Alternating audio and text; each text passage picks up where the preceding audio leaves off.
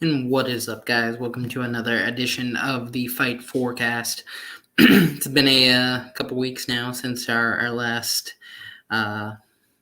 slate of fights. UFC had a couple weeks off, but we're back at it now, back on Fight Island. We got 3 cards in a week span, highlighted by Connor and Poirier next Saturday. But starting the week off here, we have UFC on ABC number 1, Holloway versus Kattar. Kattar.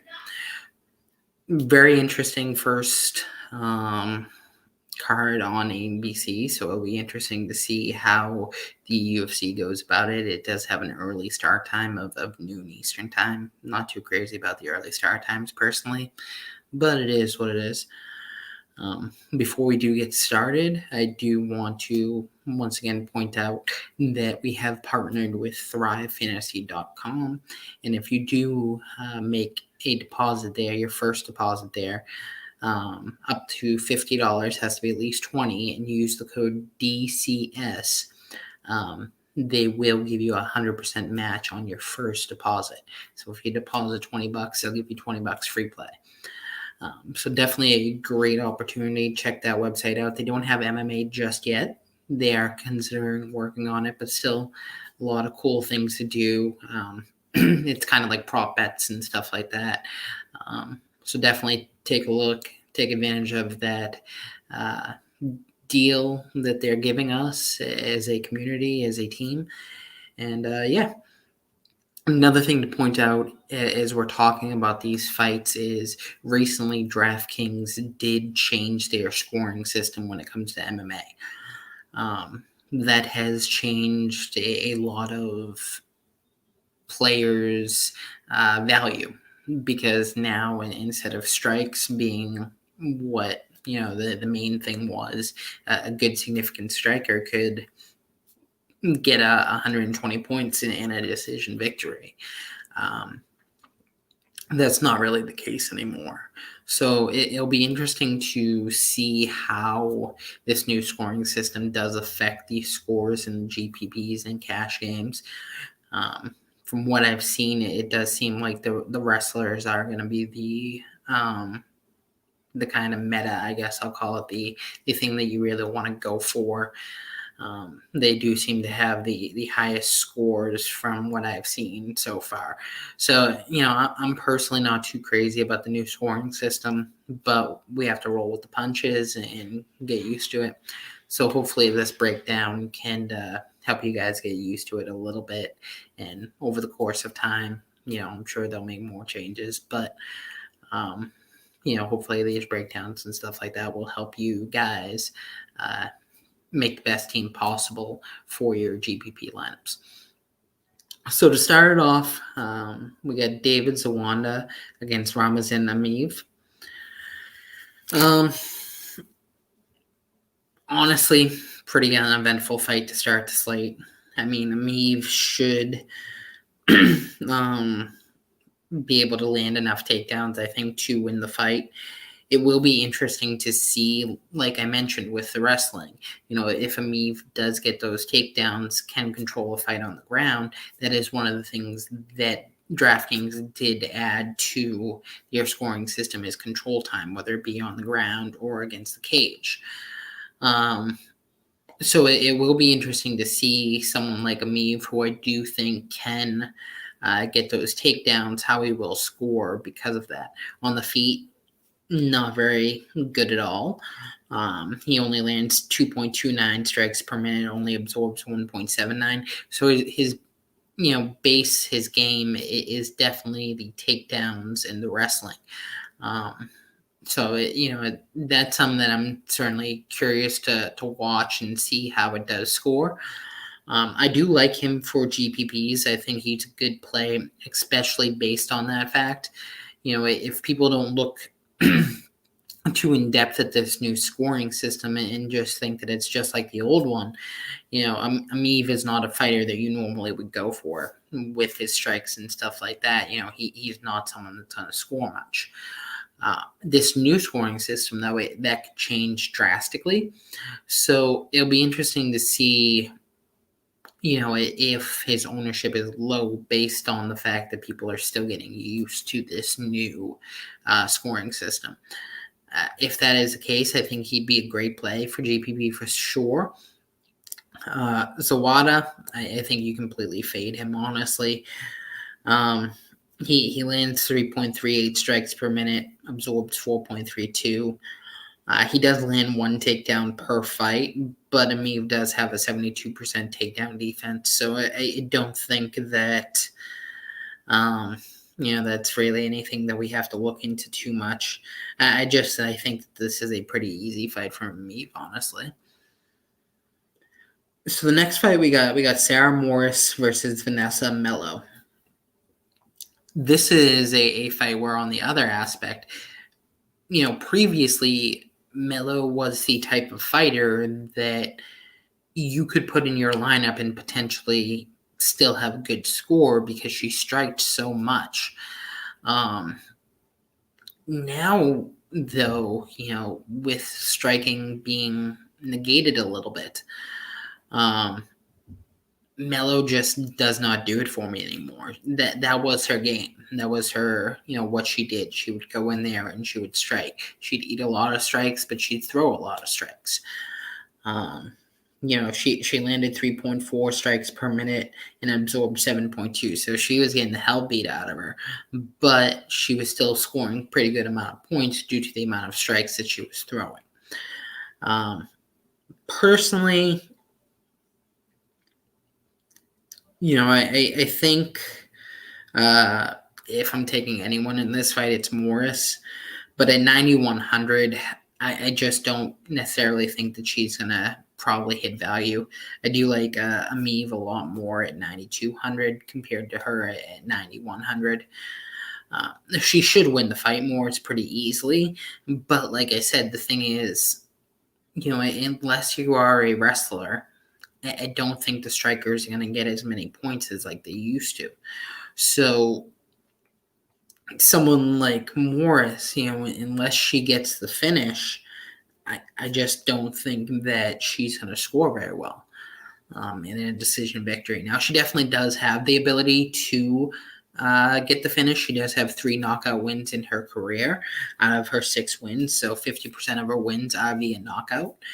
And like I said, Melo does get hit a lot. She absorbs 7.2 strikes per minute. But I personally don't think that Morris is going to finish her. So I think that this is a fight that, if you want to differentiate a little bit, Morris is not a horrible play. She is definitely multi-GPP type of play. She's not someone that you want in a single entry lineup, in my opinion. Melo, with the new scoring system, I'm completely fading. I just don't think that she's worth it anymore. She doesn't do anything on the ground. And with strikes being negated somewhat with this new scoring system, I just don't think she's worth a play. I think there's enough value on this slate. A lot of fights that were maybe mispriced. So Melo, I'm personally just not touching in this fight.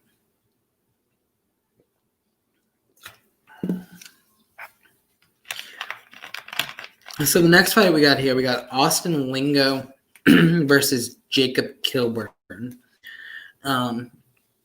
This was kind of one of the fights that I was considering having one of the fighters be our must-have. Didn't end up going with him, and we'll see how that new scoring system does affect it. Maybe it's a mistake, but I think Austin Lingo is a great play on this slate at $9,000. I like him a lot more than Morris. I honestly like him more than Ameev as well at 9,200. I just think that this is absolutely Austin Lingo's fight to lose. From what I can see, Lingo mostly punches. He does leave himself open from time to time, but I think that Kilburn, from what I can see on tape, which is what we go by, Kilburn just looks absolutely lost on the ground. I think that eventually Lingo will get the fight to the ground and take him down, or hit him and knock him down to the ground. And once that does happen, I think it'll be game over, honestly. I think that this is a fight that Lingo will finish either via ground and pound or just straight knockout. So yeah, I do like Lingo a lot in both GPP and cash at 9,000. I think that he's a great play. Kilburn, once again, we're fading. 7,200. I don't think he has it. Like I said, he looks absolutely lost on the ground once he gets down there. So if the fight stays standing, it's not going to end well for him personally, I don't think.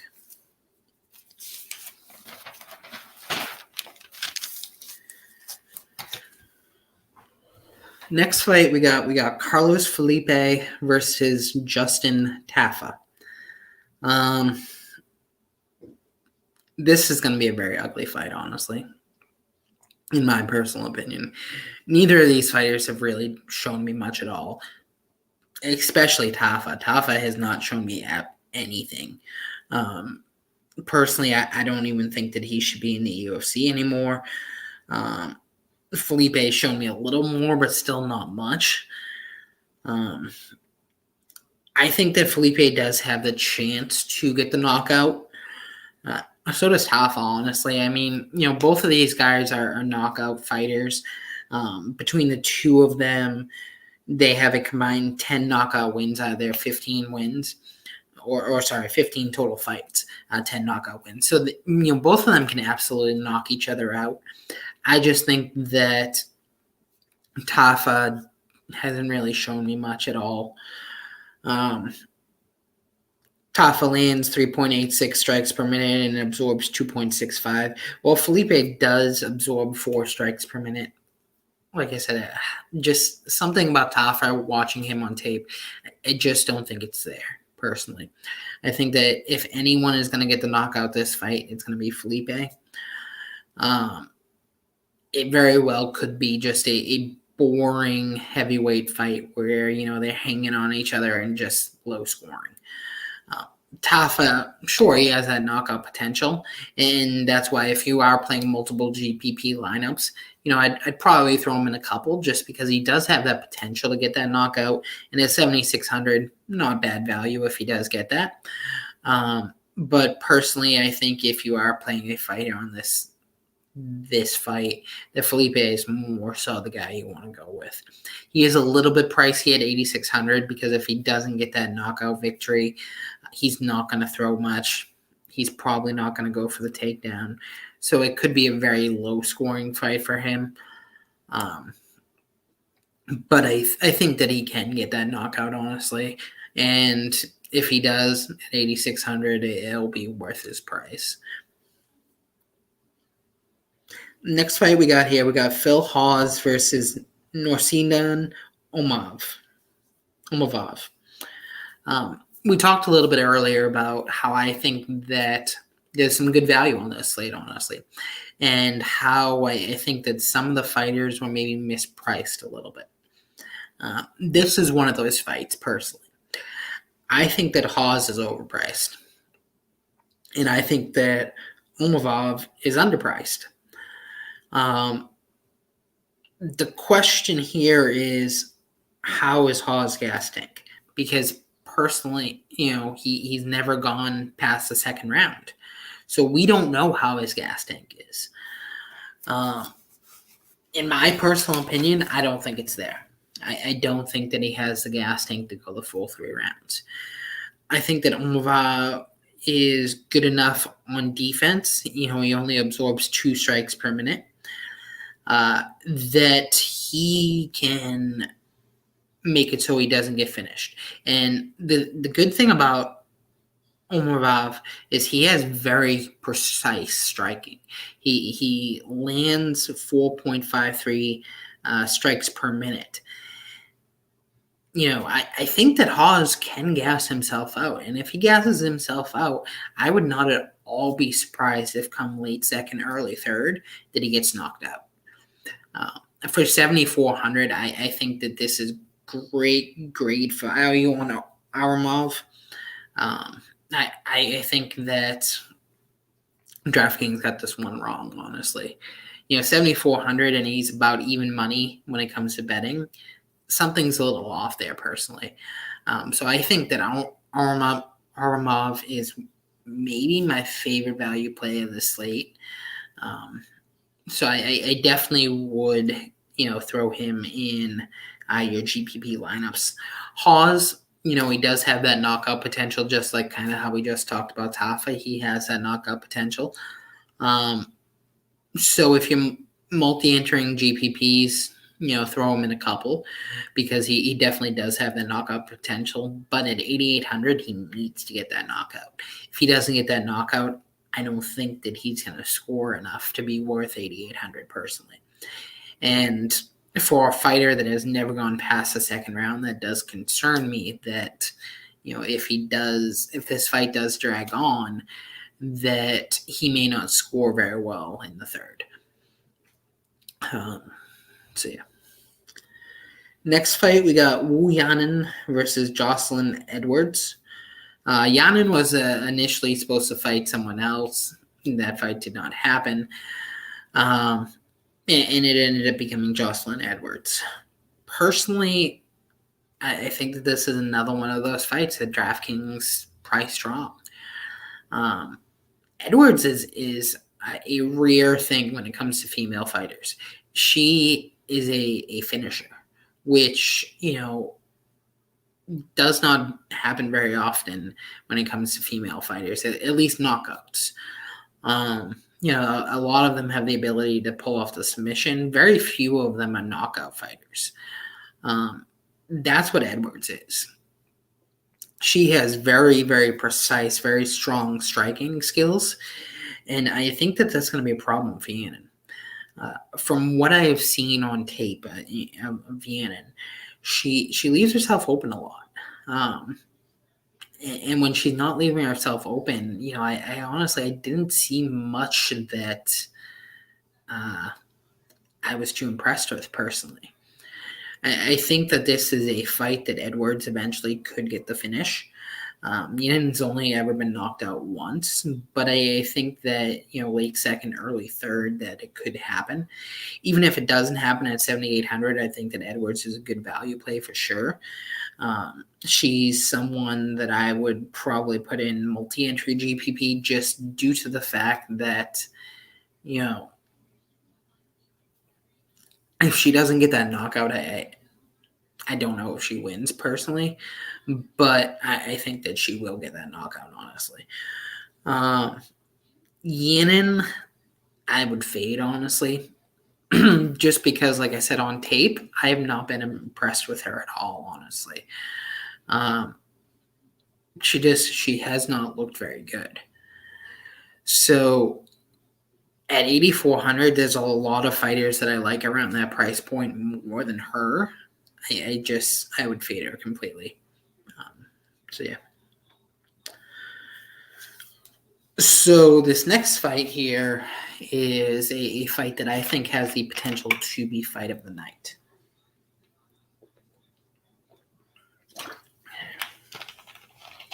Leave you with a little cliffhanger there. So, potential fight of the night.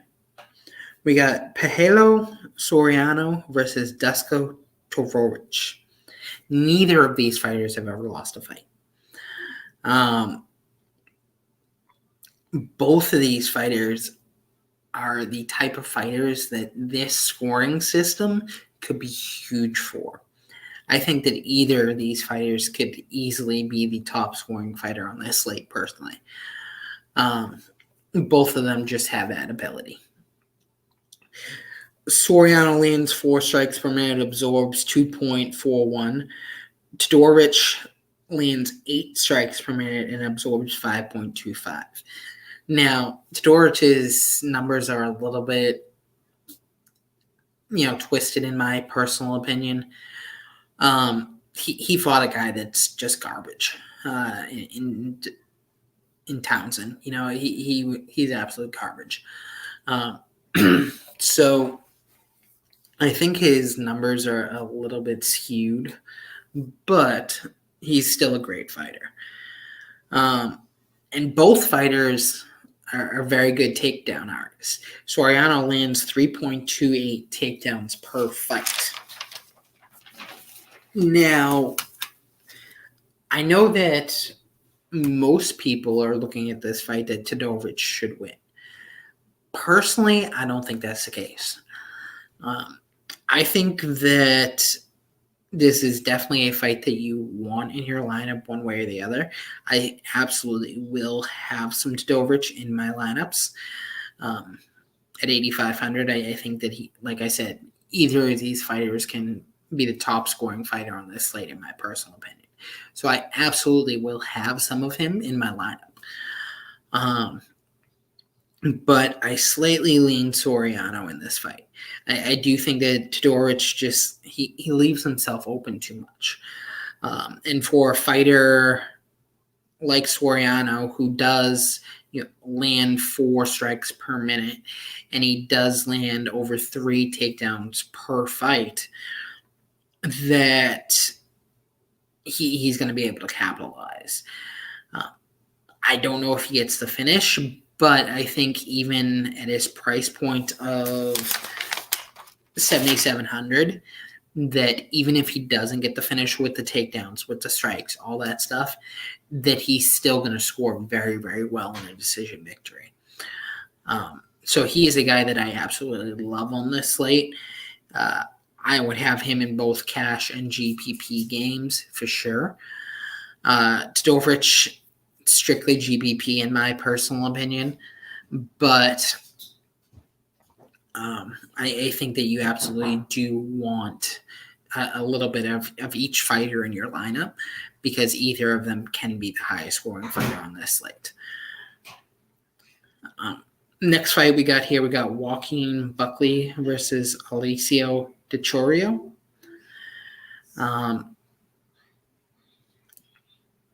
This is a fight that I think that Di Chiorio could be on his way out, personally. Buckley is an absolute beast, an absolute knockout artist. We've seen a couple of his knockouts these past few months. He has that absolute highlight reel knockout that everyone talks about. At 9,400, though, he is the highest paid fighter, highest salaried fighter on this slate. That's tough, because with how Draftkings changed their scoring, where striking doesn't, get you as many points anymore, unless he gets the finish, he's not going to hit value. I do think that he very well can get the finish. I would not at all be shocked if he does knock Di Chiorio out, and I absolutely think that Buckley is going to win this fight. In GPP, I think that you absolutely can put him in your lineup. Di Chiorio, I would put him maybe in multi-entry, just because he does land about 3.25 strikes per minute. He does average about 1.66 takedowns per fight. So he definitely has, the ability to do what he needs to do to win the fight. And Buckley does absorb a lot of strikes. He absorbs 5.46 strikes per minute. But Buckley's been in there with some hard hitters, Kevin Holland, a couple other fighters. And, he didn't get knocked out till the 3rd round by Kevin Holland. So, personally, I don't think that Buckley gets knocked out. I think that he wins this fight. But I would sprinkle a little bit of Cheerio if you're multi-entering GPP, just because it gives you the ability to get some of those higher fighters as well, with him being only 6,800. So the next fight we got here, we got Santiago Ponzibio versus Li Junling. Santiago, this is his first fight in a couple of years. It will be very interesting to see how he comes back. He's coming back from some horrible near-death injuries, honestly. He was severely hurt, severely sick, and, it was bad. He comes back, and right away he's he's the second highest priced guy on this slate. It definitely will be interesting to see how that goes about. He does land 4.27 strikes per minute. He absorbs 4 strikes per minute. Lee lands 4.51 strikes per minute and absorbs 3.69. Lee also does land 1.32 takedowns per fight. So yeah, like I said, the big question is, how is he going to come back from this? Is he going to come back great, or is he, going to be a little bit rusty? Personally, I think that he wins the fight. But I do think that he'll be a little bit rusty to start off. It's been over 2 years. It's not something that you just pick right back up. So I do think that this fight is going to go a little bit further than most people think. This fight right now has an over-under of 1.5. I think it goes over that personally. So I definitely would, if we're talking betting, I do like that bet over 1.5. I have it in a couple parlays myself. But from a DraftKings perspective, personally, I do like Ponzinibbio in GPP. Just because if he does come back to the way that he fought before, when he fought before, he was one of the best fighters in the UFC, 27-3 record. So if he comes back to that level, he's going to be a scary fighter. Lee, I would go multi-entry GPP. If you're multi-entering, I would throw him in a couple because, like I said, we just don't know how he's going to come back from that. So, with the chance that it may not go good, and the fact that Lee does have good power and stuff like that, I would throw him in some lineups at 6,900. I think that's a very good value. So I would definitely put him in a few if you are multi-entering GPP. Next fight we got here, we got Carlos Condit versus Matt Brown in the co-main event of the evening. Talk about a complete throwback. I mean, these are guys that have been in the UFC forever. And they're guys that should not be in the UFC anymore, honestly. I lean Condit, but this is going to be a fight where who knows what's going to happen, honestly. Neither of these fighters should be in the UFC anymore. Neither of them have done much in the UFC in years. Condit lands 3.69 strikes per minute and absorbs 2.52. Brown lands a little bit more, 3.81 strikes per minute and absorbs 2.68. Personally, I think that Condit can maybe get the finish on Brown. I don't think that Brown's chin is there anymore. But one thing to watch, especially with this new scoring system, is that even though Brown has not gone for takedowns in a very long time, it's just not something he really does much anymore. He does average 1.6 takedowns per fight. Condit does have only a 30% takedown defense. So personally, what I would like to see is the old Matt Brown that, would go for the takedown and stuff like that. I think that is his path to victory in this fight. And if that does happen with this new scoring system, I think that, Matt Brown could be an amazing value at only 7,500. I just personally doubt that he's going to go for that. It's just if you look at his last 5 fights, it's just not something that he really does anymore. So this is going to be a very interesting fight. I'm sure I will have a little bit of Condon in my GPP just because of that potential of a knockout, but it's not something that you want to go crazy heavy on because Condon has not really shown much lately either. Matt Brown, if you're multi-entering, I'll have him in some multi-entry GPPs as well, just due to that fact, like I said, of the takedown and the fact that Condon's been absolutely horrible lately as well. So this is a complete toss-up fight. It's a fight that everyone would have been very excited about years ago. Just it's not there anymore. But now we are at the main event of the evening. We got Max Holloway versus Calvin Kattar. This is a fight that, it's going to be very interesting to see how it scores DraftKings wise. Because these are two fighters that just love to throw. Holloway lands over 6 strikes per minute. Kattar lands over 5 strikes per minute. These guys just love to brawl. With the old scoring system, this is a fight that absolutely would have gone over 100 points. Neither of the fighters really go for takedowns. So it definitely will be interesting to see how this fight scores. I did make Max Holloway the must-have of the week. At 8,900, I think that he's still just too good to pass up, personally.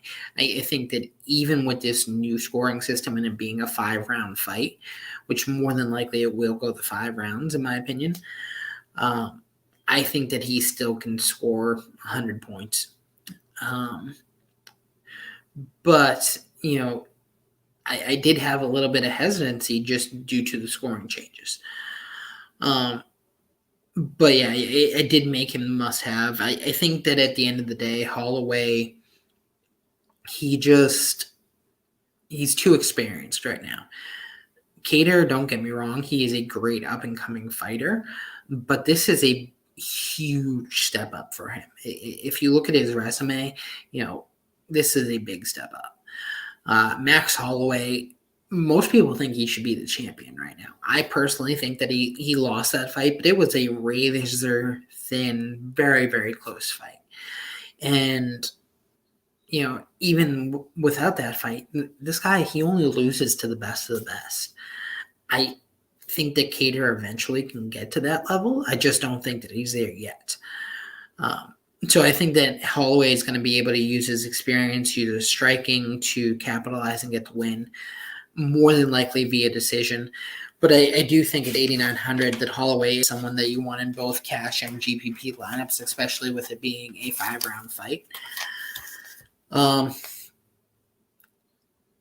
If you want to stack this fight on GPP, you can. On cash, you can. But I don't know if that is the optimal way to go anymore. Back in the day, absolutely it would have been, because if this goes 5 rounds and they're both striking like crazy, they both potentially could score over 100 points. I don't know if that's the case anymore, though. So it'll be very interesting to see, if people do stack this fight in cash and what routes they do go. I do like Kattar more so in multi-lineup GPP than I do in cash. But I think, the argument can be made if you do still want to go that route. At 7,300, even if he loses the fight, I think that he could still score 50 or 60, which isn't amazing, but, it's not horrible for 7,300. So, that's kind of how I feel. I'm glad. I'm excited to have UFC back. It's been a long 3-4 weeks now. So excited to have some UFC back, have some fights back.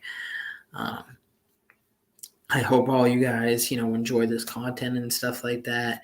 We have the breakdown on dualcoastsports.com, the full breakdown, as well as our bets for the uh, slate, and we'll be doing that for all three of the cards as well. Not 100% sure if I'll be able to get a podcast out for the second slate, but I'm certainly going to try. And there definitely will be one out for the Connor one. So I hope you guys enjoyed this. Like I said, make sure you check out thrivefantasy.com. Use DCS when you make that deposit, at least $20, and you'll get a free $20 right then and there. So definitely check them out. Hit up the website, www.dualcoast.com, where we got some great cheap packages going on right now for your DFS as well as your betting needs. And if you have any questions, shoot me a DM on Twitter at RSCMMA89 or at Duco Sports, either or. And, I would definitely will get back to you as soon as I can. All right, well, let's get that money, guys.